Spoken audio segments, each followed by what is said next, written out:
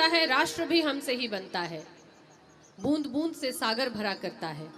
यदि हम सभी प्रयास करें इस ओर कि हमें वातावरण को शुद्ध करना है, हमें ये असुरक्षा का भाव दूर करना है, सुरक्षित वातावरण कायम करना है, तो हमें आवश्यकता है कि हम अपनी बेटियों को अधिक से अधिक संख्या में इस प्रकार के शिविरों में भेजें प्रशिक्षण के लिए।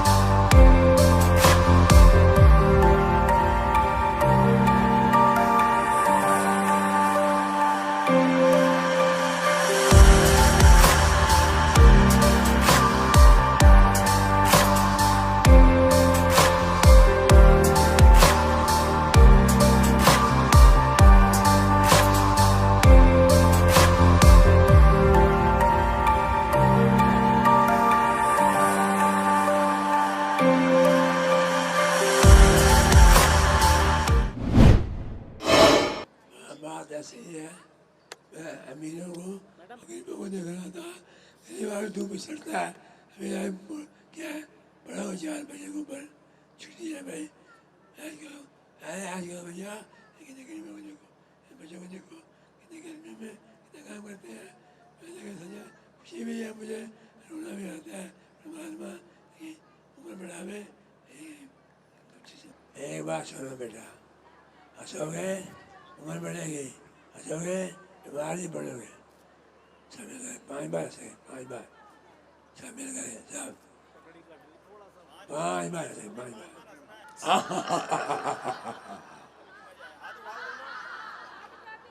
सब मिल गए मेरे साथ।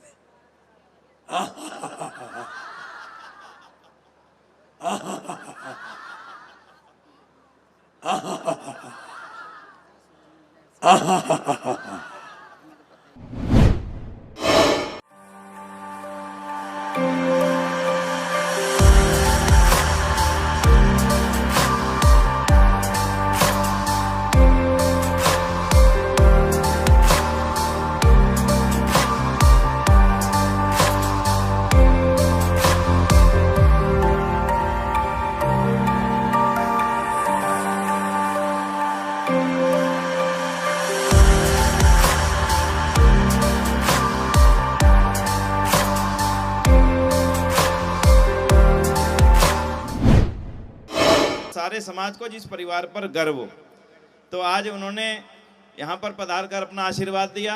ये बेटियां जितनी बैठी हैं भैया, आप एक बात ध्यान से सुनना महाशय जी की।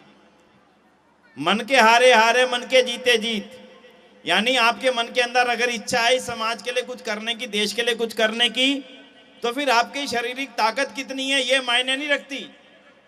दुनिया में बड़े बड़े काम जिन्होंने किए हैं वो कोई शरीर से ही बहुत मजबूत थे ऐसा नहीं है।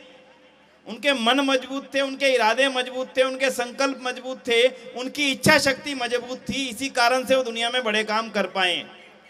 और आज महाशय जी जो इतने काम कर पा रहे हैं उसके पीछे भी केवल एक ही कारण है कि मन की इच्छा मजबूत है, मन की शक्ति मजबूत है।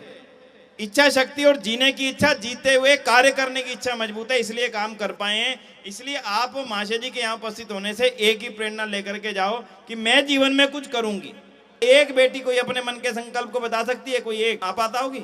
आ जाओ, ये माइक ले। मुझे आईएएस ऑफिसर बनना है। मन में संकल्प पूरा करके चलो, रास्ता तो हम आर्य समाज ने पूरा बना रखा है आगे तक जाने का।